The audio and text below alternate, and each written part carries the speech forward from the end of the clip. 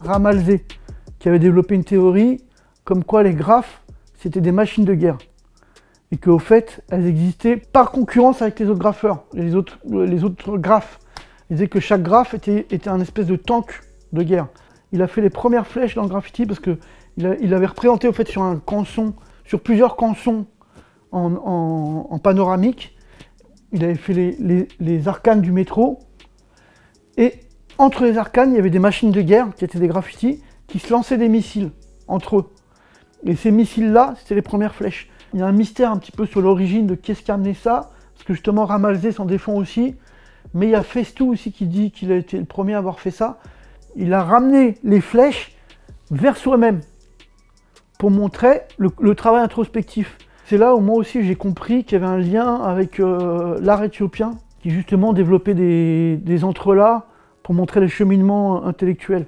Et donc tu vois, on va vers l'origine de l'abstrait, du dit décoratif de l'art islamique, entre guillemets, dont l'Occident était souvent en réaction en défendant corps et âme la figuration, tu vois.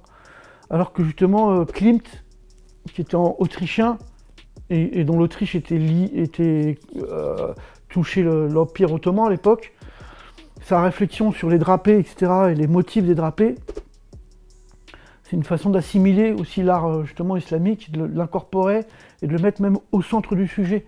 Et de dire attention, c'est pas de la décoration, c'est de l'art aussi, tu vois. Pour moi, tu vois, dans le hip-hop, il y a eu ce truc-là justement du mélange de l'Orient et de l'Occident qui est vachement important. Justement le travail de la lettre, des personnages et de les joindre.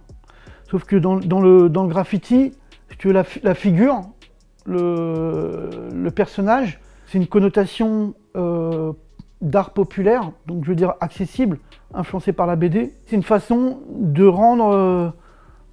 se rendre accessible, tu vois, au public. Toi, tu es dans un truc élitiste où tu montres que c'est très dur à faire et que tu es le seul à pouvoir le faire, etc. Alors qu'il y a un autre courant, dont fait partie Picasso pour moi, justement, paradoxalement. C'est une façon, quand quelqu'un dit « Oh mais attends, mon fils il peut le faire », c'est gagné. C'est-à-dire que tu te rends accessible. C'est plus généreux et puis ça donne plus d'espoir, tu vois, de transmettre le truc. Et des gens qui ne seront pas forcément fait d'école, etc., ils vont vouloir s'y mettre. Et là, je trouve que c'est là qu'il y a un truc qui est gagné, quoi.